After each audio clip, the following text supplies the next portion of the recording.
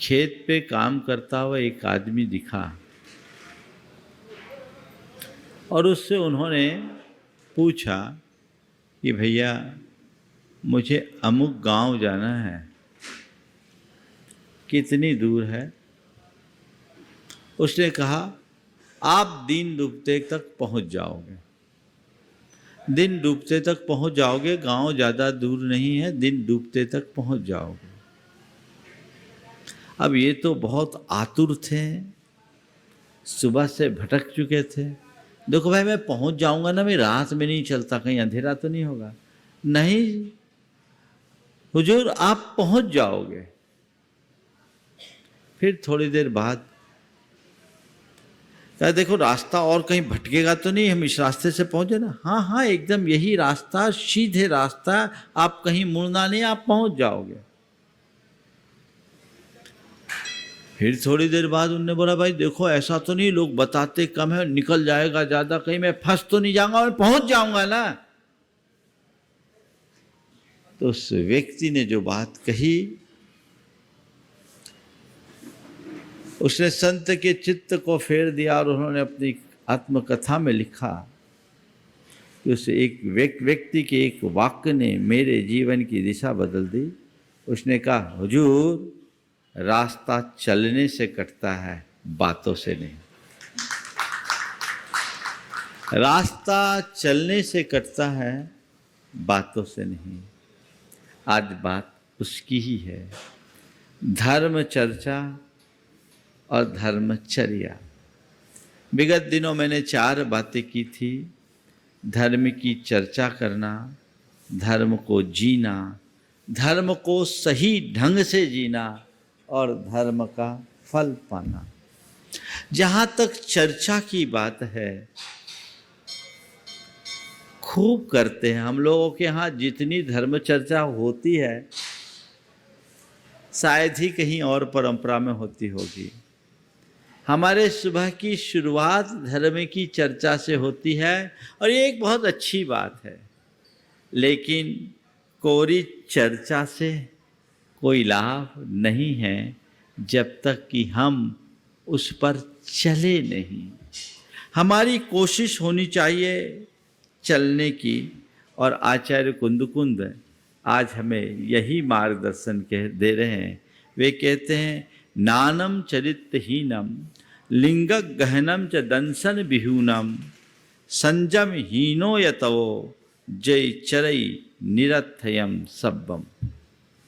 नानम चरित्रहीनम, तुम्हारे पास कितना भी ज्ञान हो लेकिन वो चरित्र से शून्य है।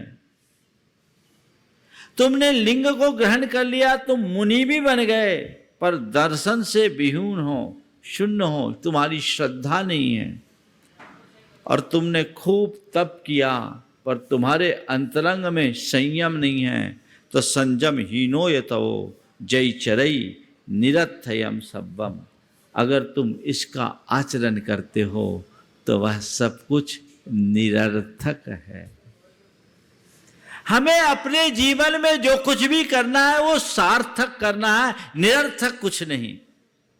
ये प्रयास हमारा होना चाहिए, और ये प्रयास तभी सफल होगा जब हम अपने रास्ते पर आगे बढ़ेंगे। आज की 4 बातें हैं। रास्ता देखना, राह देखना, राह दिखाना, राह पर चलना और मंजिल पाना। संसार में बहुत सारे लोग हैं जिन्हें अपने जीवन की सही राह का पता ही नहीं। मेरे जीवन का रास्ता क्या है ये पता ही नहीं। सबसे पहले अपने जीवन की राह को पहचानो, अपनी जीवन की राह को देखो, सही रास्ता पकड़ो, पहचानो। अभी हम आप सब अनादि से गुमराह रहे हैं, भ्रम में जिए हैं। जिनने जीवन के यथार्थ को नहीं जाना, समझ लो वो सब के सब गुमराह है। उनको न दिशा है न दृष्टि। जानो आखिर में मेरे जीवन की सही राह क्या है। और राह का पता कब लगेगा? जब मैं अपने सामने अपनी मंजिल को उपस्थित रखूंगा। मेरी मंजिल क्या है, और जैसी मंजिल वैसी राह। क्या है मंजिल, क्या चाहते हो, उद्देश्य क्या है, लक्ष्य क्या है? दुखों से मुक्ति, मुक्ति है ना, दुखों से मुक्ति है। आज मैं कहूं मोक्ष का लक्ष्य है, तो आप लोग कह तो दोगे मोक्ष का लक्ष्य है, पर मुझे मालूम है किसी का मोक्ष का लक्ष्य नहीं। हाँ, एक बार मैंने कुछ युवकों से पूछा, भैया यहाँ शिखर जी क्यों आए? बोले सिद्ध क्षेत्र की वंदना के लिए। हम बोले क्यों आए सिद्ध क्षेत्र की वंदना के लिए? बोले हमें सिद्धि पाना है। हम बोले तुम सबको सिद्धि पाना? बोले हाँ महाराज सिद्धि पाना है। हमने कहा रिटर्न टिकट बना के क्यों आए? कह रहे हो सिद्धि पाना है, पर अभी तो घर जाना है, रिटर्न टिकट लेकर आए हो। मतलब क्या है? सिद्धि हमारा ध्येय है, लेकिन वो हमारी आखिरी प्राथमिकता है। अधिकतर लोगों को देखिए, वो धर्म की बात करेंगे,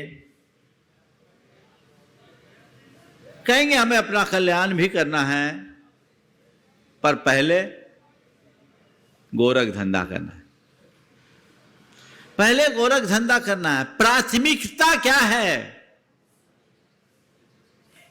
और सब चीजें हमारे अंदर की प्राथमिकताओं पर निर्भर करती है। मेरी प्राथमिकता क्या है, मैं किसे महत्व देता हूं? ये दृष्टि जब बन जाए तो सब कुछ बदल जाए। मैं आपसे कहता हूं, आप एक आम गृहस्थ हो, आपको अपनी दुनियादारी पर भी ध्यान देना होता है, आपको अपनी गृहस्थी पर भी ध्यान देना होता है, अपने पारिवारिक, सामाजिक, कौटुंबिक अन्य दायित्वों का भी निर्वहन करना पड़ता है। लेकिन सबसे बड़ी जिम्मेदारी क्या है, उसका एहसास है। मैं कहूंगा सब दायित्वों से ऊपर स्वयं के प्रति स्वयं का उत्तरदायित्व होना चाहिए। मेरा स्वयं के प्रति क्या दायित्व है, इसका पता है। जिस व्यक्ति के अंदर ये भाव बोध हो जाता है, उसकी प्राथमिकताएं बदल जाती है। वो सब कुछ करता है, पर उसकी प्राथमिकता में सबसे पहले उसका कल्याण होता है।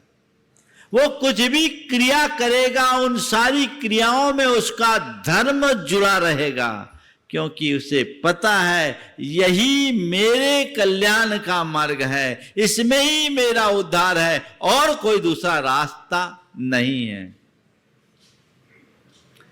तो मैंने राह, मेरा मंजिल क्या है? अगर मेरा लक्ष्य, मेरी मंजिल दुखों से मुक्ति है, तो मुझे वही रास्ता पकड़ना चाहिए।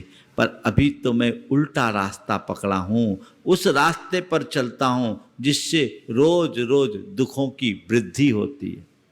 जिससे दुखों की वृद्धि हो, उस रास्ते पर चलकर आखिर हम पाएंगे क्या? हमें उस रास्ते को चुनना चाहिए जिससे दुखों का शमन हो।